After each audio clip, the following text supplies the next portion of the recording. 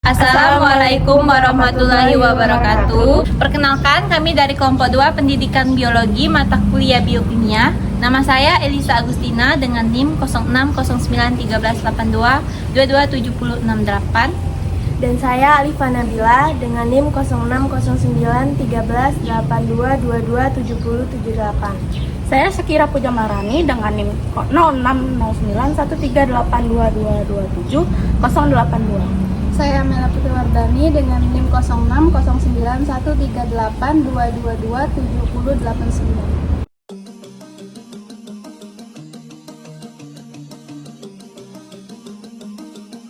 Baiklah, ekspresi gen merupakan proses di mana informasi yang dikode di dalam gen diterjemahkan menjadi urutan asam amino selama sintesis protein.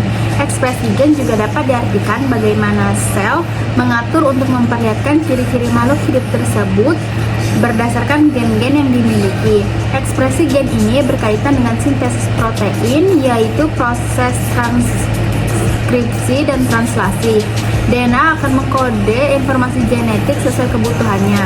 Pada prokariotik, seperti bakteri akan mengekspresi gen secara selektif. Sebagai contoh terkait dengan ketersediaan bahan makanan di lingkungannya, bakteri akan mengaktifkan atau switch on dan menonaktifkan atau switch off gen yang mengkode enzim yang berperan dalam mencerna makanan.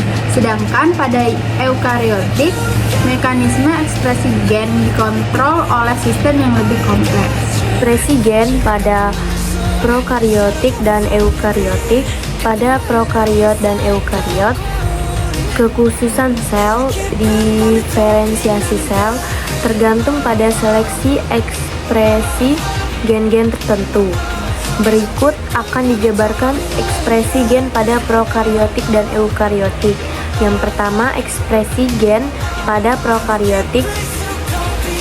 Interaksi protein dengan DNA dapat membuat gen menjadi on atau off terhadap rangsangan lingkungan tertentu.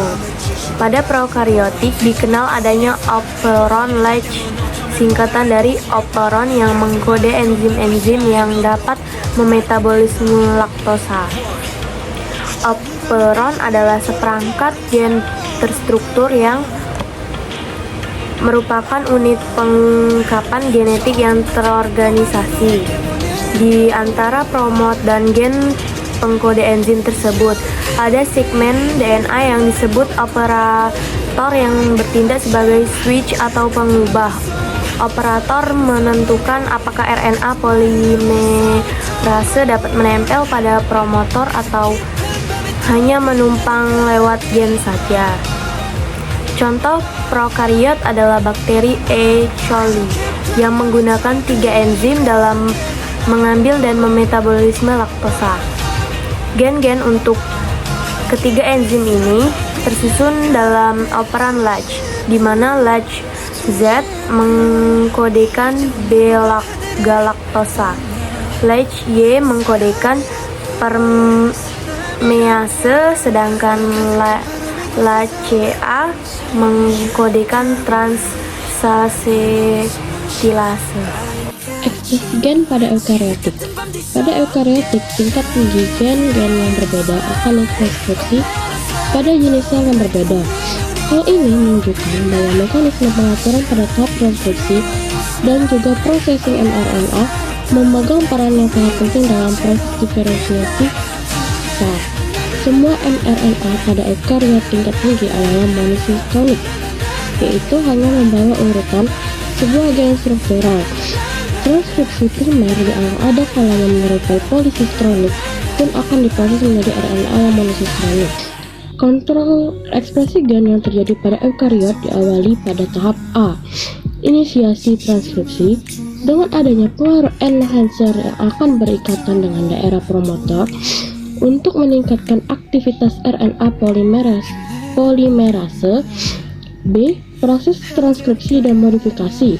Hal ini berupa adanya proses intron splicing sehingga hanya tersisi bagian ekson. C. Kestabilan transkripsi.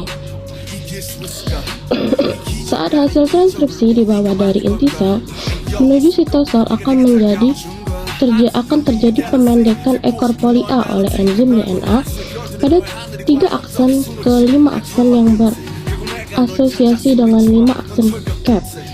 D. Modifikasi translasi. Modifikasi ini terjadi dalam bentuk modifikasi kovalen, disebabkan adanya modifikasi kimia seperti asetilasi, metilasi, dan disulfida bond formation. Contoh, molekul insulin dihasilkan dalam bentuk inaktif yang terdiri dari satu polipeptida, dan untuk aktivasinya polipeptida tersebut akan dipotong menjadi 2 bagian dan dihubungkan dengan jembatan disulfida. Adapun perbedaan prokariotik dan eukariotik yang berkaitan dengan gen dapat dibuat tabel sebagai berikut. Prokariotik polisiktronik, yaitu pada transkripsi banyak gen karena operon, sementara eukariotik monocystronik, yaitu pada transkripsi hanya 1 gen. Lalu prokariotik DNA berbentuk sirkular karena tidak adanya protein histon. Di eukariotik DNA berbentuk linear dan kromatin atau kromosom karena adanya protein histon. Lalu prokariotik haploid 1N, eukariotik diploid 2N. Prokariotik transkripsi dan translasi terjadi di sitoplasma, eukariotik transkripsi terjadi di dalam inti, sedangkan translasi terjadi di sitoplasma. Lalu perbedaan prokariotik dan eukariotik yang terakhir yaitu tidak mengalami proses modifikasi pada proses transkripsi karena tidak adanya intron, dan eukariotik mengalami proses modifikasi pada tahap transkripsi karena adanya pembuangan intron.